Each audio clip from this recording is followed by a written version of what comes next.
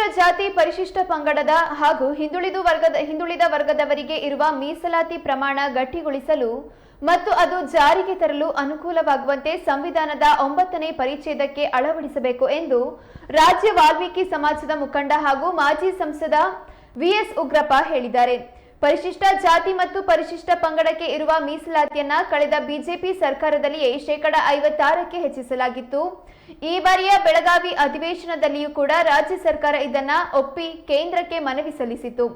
ಆದರೆ ಇದು ಸಂವಿಧಾನದ 9ನೇ ಪರಿಚ್ಛೇದಕ್ಕೆ ಸೇರಿಸದ ಹೊರತು ಅದು ಜಾರಿಯಾಗುವುದಿಲ್ಲ. ಇದರಿಂದ ಕೋಟ್ಯಾಂತರ ಎಸ್ಸಿ ಎಸ್ಟಿ ಹಾಗೂ ಹಿಂದುಳಿದ ವರ್ಗಗಳಿಗೆ ಅನ್ಯಾಯವಾಗುತ್ತದೆ. ಆದ್ರಿಂದ ಕೇಂದ್ರ ಮತ್ತು ರಾಜ್ಯ ಸರ್ಕಾರಗಳೆರಡೂ ತಮ್ಮ ಇಚ್ಛಾಶಕ್ತಿಯನ್ನು ಪ್ರದರ್ಶಿಸಬೇಕು ಹಾಗೂ ಮುಖ್ಯಮಂತ್ರಿ ಸಿದ್ದರಾಮಯ್ಯ ಅವರು ಪ್ರಧಾನಿ ಬಳಿ ಸರ್ವಪಕ್ಷ ನಿಯೋಗ ಕರೆದುಕೊಂಡು ಹೋಗಿ ಸಂವಿಧಾನದ 9ನೇ ಪರಿಚ್ಛೇದಕ್ಕೆ ಇದನ್ನು ಸೇರಿಸಬೇಕು. ಪ್ರಧಾನಮಂತ್ರಿ ಮೋದಿ ಅವರಿಗೆ ಹಿಂದುಳಿದವರ ಬಗ್ಗೆ ಕಾಳಜಿ ಇದ್ರೆ ತಕ್ಷಣವೇ ಈ ಬಗ್ಗೆ ಕ್ರಮ ಕೈಗೊಳ್ಳಬೇಕು ಎಂದು ಒತ್ತಾಯಿಸಿದ್ದಾರೆ. ರಾಜ್ಯದಲ್ಲಿ ಸುಮಾರು 50 ಲಕ್ಷ ಜನ ವಾಲ್ಮೀಕಿ ಸಮಾಜದವರಿದ್ದಾರೆ.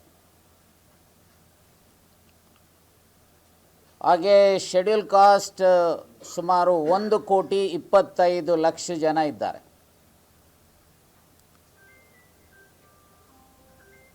ಬ್ಯಾಕ್ವರ್ಡ್ ಕ್ಲಾಸಸ್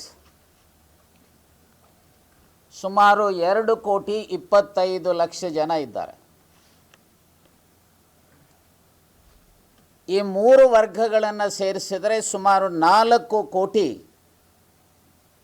ಕರ್ನಾಟಕ ರಾಜ್ಯದಲ್ಲಿ ಇದ್ದಾರೆ.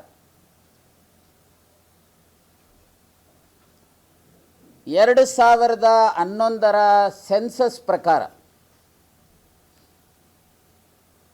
ಎಸ್ ಟಿ ಪಾಪ್ಯುಲೇಷನ್ನು ಸುಮಾರು 7% ಇದೆ.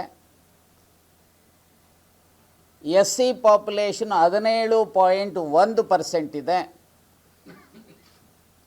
ಹಾಗೆ ಒ ಬಿ ಸಿ 32ಕ್ಕೂ ಹೆಚ್ಚು ಪರ್ಸೆಂಟ್ ಜಾಸ್ತಿ ಇದೆ.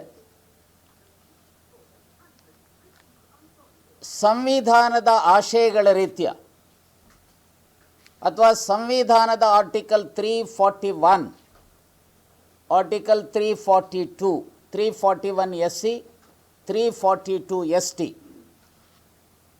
read with article 15 and 16 of the constitution.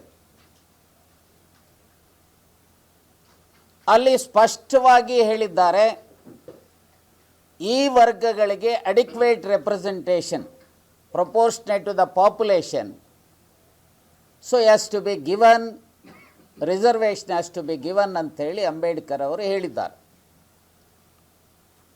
ರಾಜ್ಯದಲ್ಲಿ ಇವತ್ತು ಪೊಲಿಟಿಕಲ್ ರಿಸರ್ವೇಷನ್ ಅಸೆಂಬ್ಲಿಗೆ ಇರ್ಬೋದು, ಪಾರ್ಲಿಮೆಂಟ್ ಇರ್ಬೋದು, ಜಿಲ್ಲಾ ಪಂಚಾಯತ್ ಇರ್ಬೋದು, ತಾಲೂಕ್ ಪಂಚಾಯತ್ ಇರ್ಬೋದು, ಗ್ರಾಮ ಪಂಚಾಯತ್ ಇರ್ಬೋದು, ನಗರಸಭೆಗಳಿರ್ಬೋದು,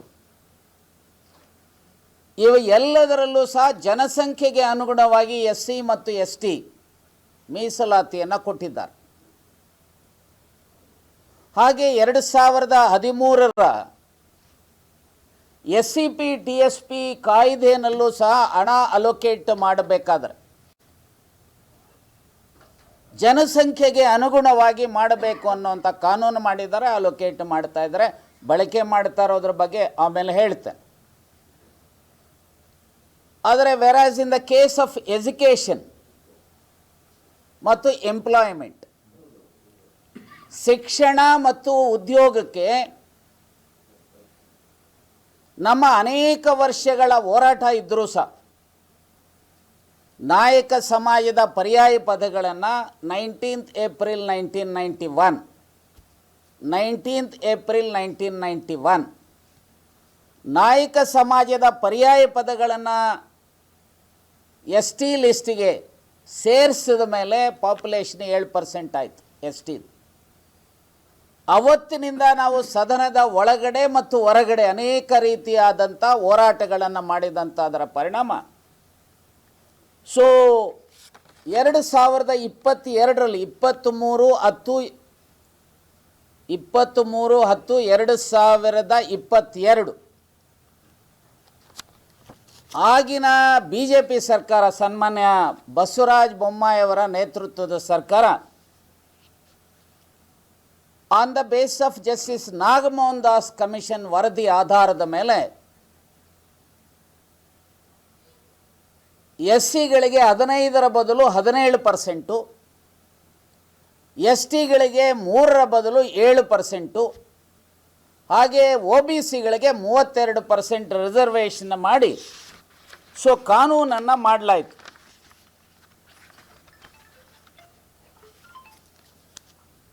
ಆದರೆ 1992ರ ಇಂದಿರಾ ಸಹಾನೀಸ್ ಕೇಸ್ ಅಥವಾ ಅದನ್ನು ಮಂಡಲ್ ವರದಿ ಕೇಸ್ ಅಂತಲೂ ಸಹ ಕರೀತಾರೆ.